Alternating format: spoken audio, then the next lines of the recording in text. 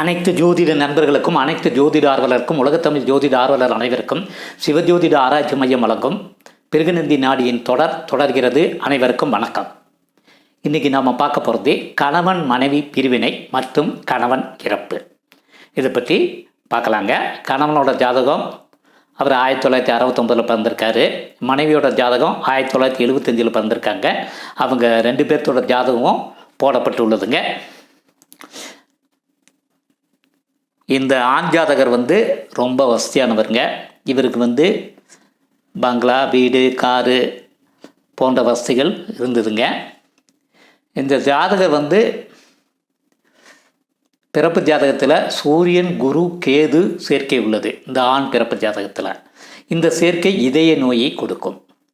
ஜாதகருக்கு இதய நோய் காரணமாக இதயத்துக்கு செல்லும் இரத்த குழாய் அங்கே ஸ்டெண்ட் பொருத்தப்பட்டுள்ளதுங்க. காலில் இரும்பு கம்பி ஏறியதால் அறுவை சிகிச்சை மூலமாக காரில் உள்ள கம்பி எடுக்கப்பட்டுள்ளது.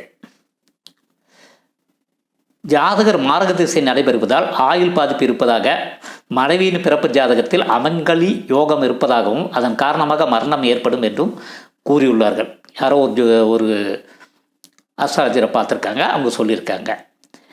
இதுக்கு இடையில் என்ன ஆயிடுச்சுன்னா, ஜாதகருக்கும் அவர் மனைவிக்கும் இடையில் கருத்து வேறுபாடு காரணமாக ரெண்டு பேருமே பிரிஞ்சிட்டாங்க. ஜாதகர் காலில் கம்பி குத்தியதால் அதன் காரணமாக அறுவை சிகிச்சை செய்து உள்ளதால் தொடர் சிகிச்சைக்காக மருத்துவமனைக்கு சென்று மருத்துவமனையில் காத்திருந்த போது மயங்கி கீழே விழுந்து இறந்து விட்டார்.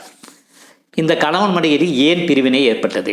ஆண் ஜாதகருக்கு மரணம் ஏற்பட என்ன காரணம்? அதை பற்றி கொஞ்சம் பார்க்கலாங்க. பிரிவினைக்கு காரணம் என்ன பார்த்தீங்கன்னா, ஆண் பிறப்பு ஜாதகத்தில் சுக்கிரன், செவ்வாய் 8-6 அமைந்துள்ளது. சுக்கிரன்னா மனைவி, செவ்வாய்னா கணவன். இது ஜாதகருக்கு மனைவிக்கு இடையே கருத்து வேறுபாட்டை கொடுக்கும் அமைப்பாகும். ஆகவே இருவருக்கும் இடையே கருத்து வேறுபாட்டை கொடுத்தது. ரெண்டாவது பாயிண்ட் என்னென்னா, ஆண் பிறப்பு ஜாதகத்தில் மீனத்தில் மனைவியை குறிக்கும் சுக்கிரனுடன் ராகு உள்ளார். பெண் ஜாதகத்தில் ரிஷபத்தில் கணவனை குறிக்கும் செவ்வாயுடன் கேது உள்ளார். பிருகுநந்தி நாடி முறையில் ஆண் மற்றும் பெண் இருவர் ஜாதகத்திலும் சுக்கிரன், செவ்வாயுடன் ராகு, கேது சேர்க்கை இருந்தால் அவர்கள் பிரிந்து விடுவார்கள். அவர்களை சேர்க்கக்கூடாது. சேர்த்தால் திருமண வாழ்க்கை பிரச்சனையை கொடுக்கும். குறிப்பாக சுக்கிரன், ராகுக்கு இடையே கோச்சார கேது பயணம் செய்யும் போது எவ்வளவுதான் ஒற்றுமையாக இருக்கும் கணவன் மனைவி இடையே பிரச்சனை ஏற்படும் நிலையை கொடுக்கும். அந்த காலத்தில் அவர்கள் பிரிந்திருப்பார்கள். மூணாவது பாயிண்ட் என்னென்னா, இருவரது லக்கணமும் சிற லக்கணமாக இருக்குது. சிற லக்கணம் உடையவர்கள் எதிலும் உறுதியாக இருப்பார்கள். விட்டு கொடுத்து போக மாட்டார்கள். விட்டு கொடுத்து போகாத காரணமாக குடும்ப வாழ்க்கை பாதிக்கும். நாலாவது பாயிண்ட் என்ன பார்த்தீங்கன்னா, இந்த ஜாதகின் பிறப்பு ஜாதகத்தில் சுக்கிரன் வக்ரம் பெற்றுள்ளார். பெண்ணின் பிறப்பு ஜாதகத்தில் சுக்கிரன் வக்ரம் பெற்றிருந்தால் திருமண வாழ்க்கை மகிழ்ச்சிகரமாக இருக்காது. அஞ்சாவது பாயிண்ட், இந்த ஜாதகி புதன்கிழமை அவிட்ட நட்சத்திரத்தில் பிறந்துள்ளார்கள். அரிஷ்டம் என்றால் தீமை. ஜாதகி தீமையான யோகத்தில் பிறந்துள்ளார். ஆறாவது பாயிண்ட், ஜாதகத்தில் செவ்வாய், ராகு, சுக்கிரன், கேது, செவ்வாய், கேது, சுக்கிரன், ராகு சேர்க்கை இருந்து எவ்வளவுதான் அந்த கணவன் மனைவி ஒற்றுமையாக இருந்தாலும் கோச்சார ராகு அல்லது கேது அந்த கோளின் மீது பயணம் செய்யும் காலத்தில் அவர்கள் இருவருக்குள் இருக்கும் ஒற்றுமையை அசைத்து கொடுக்கும். அதாவது அவர்களுக்குள் இருக்கும் ஒற்றுமைக்கு பாதிப்பை கொடுக்கும். இதுதாங்க பிரிவினைக்கான காரணம்.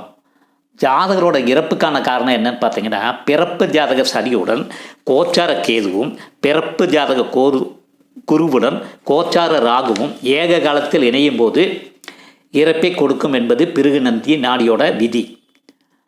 ஜாதகருக்கு டிசம்பர் 2014 பார்த்தீங்கன்னா அவர் இறந்திருக்காது. அந்த காலத்தில் பார்த்தீங்கன்னா ஜாதகரோட பிறப்பு ஜாதகத்தில் மீனத்தில் உள்ள சனியுடன் கோச்சார கேதுவும் பிறப்பு ஜாதகத்தில் கன்னியில் உள்ள குருவுடன் கோச்சார ராகுவும் இருந்துள்ளார்கள். ஆகவே ஜாதகருக்கு இறப்பை கொடுத்தது என்று எடுத்துக்கொள்ள வேண்டும். ஜாதகர் இறப்பு அடையும் போது வயது 46 நடைபெற்று கொண்டிருந்தது. பிருகு சக்கர சாரல் பத்தி படி 46வது வயதில் லக்கணத்துக்கு 10ஆம் வீடான ரிஷபராசி கோச்சார லக்கணமாக அமைந்துள்ளது. கன்னியில் உள்ள கோச்சாரராக ரிஷபத்தை பார்க்கிறார். ஆகவே ஜாதகருக்கு இறப்பை கொடுத்தது. ஜாதகர் மரணம் காலத்தில் 5வது திசையாக செவ்வாய் திசை நடைபெற்றது. 5வது திசை செவ்வாய் திசையாக இருந்து அந்த திசை நடைபெறும் காலத்தில் இறப்பை கொடுக்கலாம். இது விதிங்க. இதுதாங்க இவருடைய பிரிவினைக்கும் மற்றும் இவருடைய இறப்புக்கும் காரணம். இந்த எபிசோடு உங்களுக்கு பிடிச்சிருந்ததுன்னா சப்ஸ்கிரைப் பண்ணி பெல் பட்டன் அழுத்தி உங்கள் கமெண்ட்டை கமெண்ட் பாக்ஸில் போடுங்க. என்னுடைய யூடியூப் சேனல் சிவஜோதிடம் 6351. நேயர்கள் இதுவரைக்கும் எனக்கு கொடுத்த ஆதரவுக்கு மனமார்ந்த நன்றியை தெரிவித்துக் கொள்கிறேன்.